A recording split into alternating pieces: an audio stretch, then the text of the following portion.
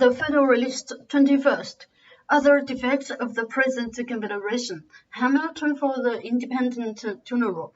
To the people of the state of New York, having the three last numbers taken a summary review of the principal circumstances and events which have depicted the genius and fate of other Confederate governments, I shall now proceed in the enumeration of the most important of those defects which have hitherto disappointed our hopes from the system established among ourselves.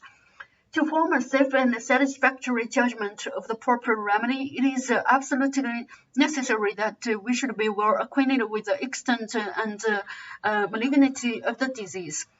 The next most palpable defect of the subsisting Confederation is the total want of a sanction to its laws.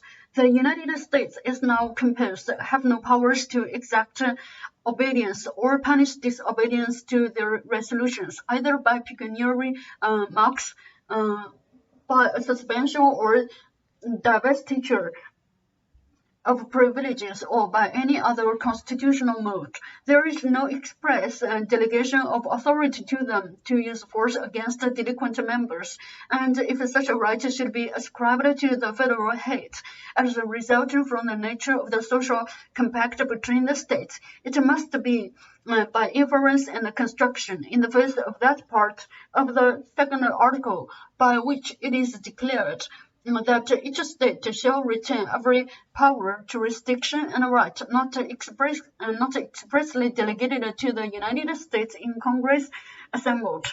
There is doubtless a striking absurdity in supposing that a right of this kind doesn't exist. But we are reduced to the dilemma either of embracing that supposition preposterous as it may seem, or of contravening or explaining away a provision which has been of late a repeated theme of the eulogies of those who oppose the new constitution, and the one of which in that plan has been the subject of much plausible version and severe criticism. If we are unwilling to impair the force of this applauded provision, we shall be obliged to conclude that the United States afford in the extraordinary spectacle of a government destitute even of the shadow of constitutional power to enforce the execution of its own laws. It will appear from the specimens which have been cited that the American Confederacy in this particular stands discriminated from every other institution of a similar kind, and exhibits a new and unexampled phenomenon in the political world. The want of a mutual guarantee of the state governments is another capital imperfection in the federal plan. There is nothing of this kind declared in the articles that compose it, and to imply a tacit guarantee from considerations of utility would be a still more flagrant departure from the clause which has been mentioned, than to imply a tacit power of coercion from the like considerations. The want of a guarantee, though it might in its consequences endanger the Union, doesn't so immediately attack its existence as the one of a constitutional sanction to its laws. Without a guarantee, the assistance to be derived from the Union in repelling those domestic dangers which may sometimes threaten the existence of the state constitutions must be renounced. Usurpation may rear its crest in each state and trample upon the liberties of the people, while the national government could legally do nothing more than behold its encroachment with indignation and regret.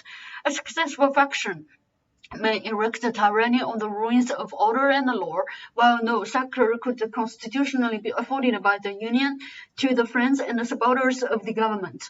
The tempestuous situation from which Massachusetts has scarcely emerged evinces that dangers of this kind are not merely speculative.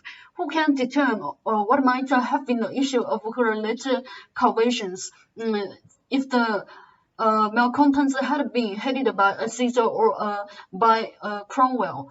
Who can predict what effect a despotism established in Massachusetts would have upon the liberties of New Hampshire or Rhode Island or of Connecticut or New York? The inordinate pride of state importance has suggested to some minds an objection to the principle of a guarantee in the federal government as involving an official's interference in the domestic concerns of the members. A scruple of this kind would deprive us of one of the principal advantages to be expected from union, and can only flow from a misapprehension of the nature of the provision itself. It would have been no impediment to reforms of the state constitution by a majority of the people in a legal and peaceable mode. This right would remain undamaged. The guarantee could only operate against the changes to be effected by violence.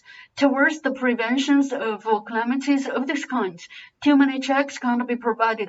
The peace of society and the stability of government depends absolutely on the efficacy of the precautions adopted on this head, where the whole power of the government is in the hands of the people. There is the less pretense for the use of violent remedies, impartial or occasional distempers of the state. The natural cure for your administration in a popular or representative constitution is the change of men. Guaranteed by the national authority would be as much leveled against the usurpations of rulers as against the ferments and outrages of faction and sedition in the community. The principle of regulating the contributions of the states to common treasury by quotas is another fundamental error in the Confederation. Its repugnancy to an adequate supply of the national exigencies has been already pointed out and has sufficiently appeared from the trial which has been made of it. I speak of it now solely with a view to equality among the states.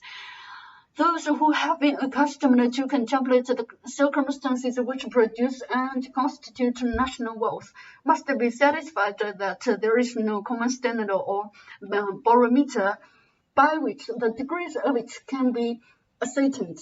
Neither the value of lands nor the numbers of the people which have been successively proposed as the role of state contributions has any pretension to being just a representative. If we compare the wealth of the United Netherlands with that of Russia or Germany or even of France, and if we at the same time compare the total value of the lands and aggregate population of that contracted district with the total value of the lands and the aggregate proportion of the immense regions of either of the three last mentioned countries, we shall at once discover that there is no comparison between the proportion of either of these two objects and that of the relative wealth of those nations. If the like parallel were to be run between several of the American states, it would furnish a like result. Let Virginia be contrasted with North Carolina, Pennsylvania with Connecticut, or Maryland with New Jersey, and we shall be convinced that the respective abilities of those states in relation to revenue bear little or no analog to their comparative stock in lands or to their comparative population.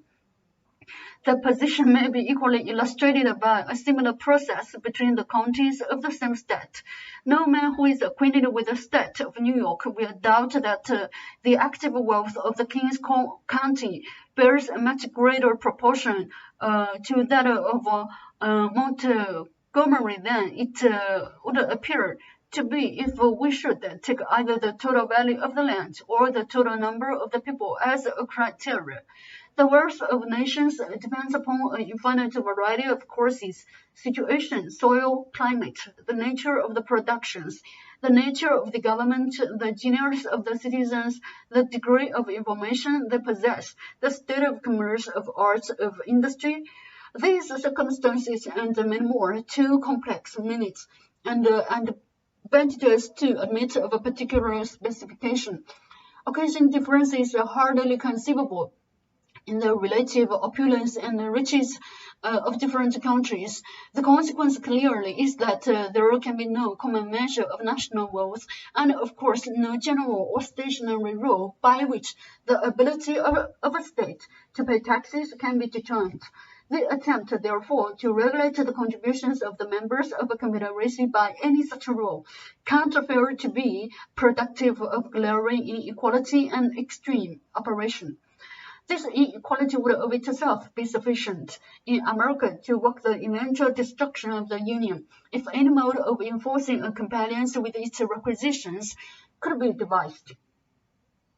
The sovereign states would not long consent to remain associated upon a principle which distributes the republic burdens with so unequal a hand, and which was calculated to impoverish and oppress the citizens of some states, while those of others would scarcely be conscious of the small proportion of the weight they were required to sustain. This, however, is an evil inseparable from the principle of quotas and the requisitions. There is no method of steering clear of this inconvenience but by authorizing the national government to raise its own revenues in its own way, imposts, excises, and in general all duties upon articles of consumption may be compared to a fluid, which will in time find its level with the means of paying them. The amount to be contributed by each citizen will in a degree be at his own option, and can be regulated by an attention to his resources. The rich may be extravagant, the poor can be frugal, and the private operation may always be avoided by a judicious selection of objects proper for such impositions. If inequalities should arise in some states from duties on particular objects, these will, in all probability, be counterbalanced by proportional inequalities in other states from the duties on other objects in the course of times and things.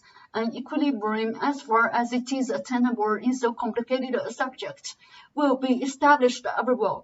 Or if inequalities should still exist, they would neither be so great in their degree, so uniform in their operation, nor so odious in their appearance, as those which would necessarily spring from quotas upon any scale that can possibly be devised.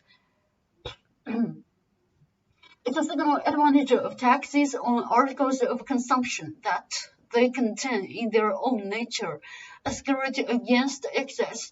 They prescribe their own limit, which can't be exceeded without defeating the end proposed. That is, an extension of the revenue when applied to this object. The saying is as just as it is witty, that in political arithmetic, 2 and 2 do not always make 4. If duties are too high, they lessen the consumption. The collection is eluded. The production and the product to the treasury is not so great as when they are confined within proper and moderate bounds. This forms a complete barrier against any material operation of the citizens by taxes of this class, and is itself a natural limitation of the power of imposing them. Impositions of this kind usually fall under the denominations of indirect taxes and must for a long time constitute the chief part of the revenue raised in this country. Those of the direct kind, which principally relate to land and buildings, may admit of a rule of apportionment. Either the value of land or the number of the people may serve as a standard. The state of agriculture and the populousness of a country have been considered as nearly connected with each other, and as a rule, for the purpose intended, numbers in the view of simplicity and certainty are entitled to a preference. In every country, it is a Herculean task to obtain a valuation of the land. In a country imperfectly settled and progressive in improvement, the difficulties are increased almost to impracticability. The expense of an accurate valuation is, in all situations, a formidable objection. In a branch of taxation where no limits to the discretion of the government are to be found in the nature of things, the establishment of a fixed rule, not incompatible with the end, may be attained with fewer inconveniences than to leave that discretion altogether at large. Publius. The Federal